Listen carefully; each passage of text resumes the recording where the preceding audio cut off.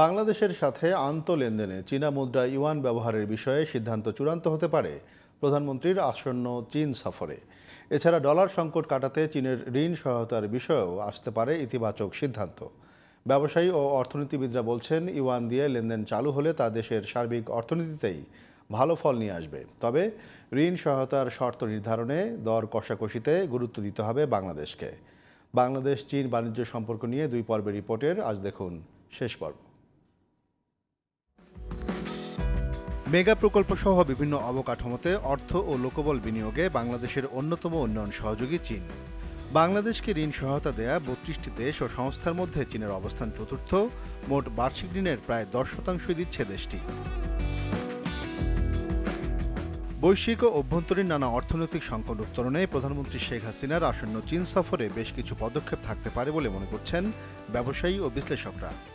8 জুলাই 3 দিনের এ সফরে তিস্তা প্রকল্প ও রোহিঙ্গা সমস্যা সমাধানের পাশাপাশি চীনা মুদ্রা ইউয়ানের লেনদেন চালু এবং ডলার সংকট কাটাতে বাজেট সহায়তা হিসেবে ঋণ পাওয়ার বিষয়টি সবচেয়ে গুরুত্ব পাবে বলে মনে করছেন তারা। আমরা তো খুব আশাবাদী যে হয়তোবা প্রধানমন্ত্রী এই সফরের মধ্যে দিয়ে বাংলাদেশের চীনের সাথে ট্রেড এবং ইনভেস্টমেন্ট একটা বড় রকমের জাম্প দেখতে পারবে। আমরা যদি চীন থেকে ইউয়ানে আমরা যদি ঋণ পাই তাহলে কিন্তু সেটা আমরা ব্যবহার করতে পারবো, চীনের থেকে আমদানির জন্য ব্যবহার করতে পারবো, বা তাদের অর্থায়নে যেসব প্রকল্প বাংলাদেশে যে বাস্তবায়িত হবে সেখানেও এটা ব্যবহার করা যাবে।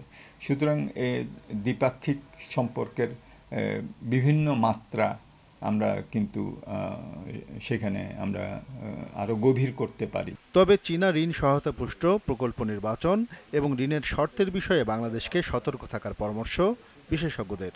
$26 বিলিয়ন আমাদের চীনকে পেমেন্ট করতে হচ্ছে, যেটা ডলারে। সো সেক্ষেত্রে বলতে গেলে যে আমাদের ফরেন রিজার্ভের কিন্তু একটা উল্লেখযোগ্য পোর্শন আপনার চীনে যাচ্ছে পেমেন্ট হিসাবে। এটাকে যদি আমরা চীনা মুদ্রায় করতে পারি তাহলে কিন্তু আমাদের ডলারের যে সবচেয়ে বড় অংশের চাপ ট্রেডের ক্ষেত্রে সেটাকে আমরা কমিয়ে আনতে পারি। বাজেট সহায়তার সুবিধাটা হলো যে এটা কোনো প্রকল্প সুনির্দিষ্ট কোনো সহায়তা না। এটা আমরা যদি এটা ঋণ হিসাবে আমাদের নিতে হবে এবং সেটাকে আমরা তাহলে আমাদের নিজস্ব প্রয়োজনে আমরা এটাকে ব্যবহার করতে পারবো। সুদের হার কত হবে সেটা কিন্তু আমাদেরকে তাদের সাথে নেগোসিয়েশন করে আমাদেরকে এটা ফিক্স করতে হবে এবং সেখানে কিন্তু আমরা যাতে নমনীয় শর্তে পাই।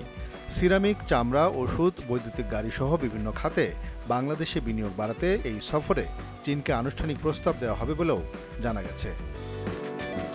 Sajjad Hossain, GTV news, Dhaka.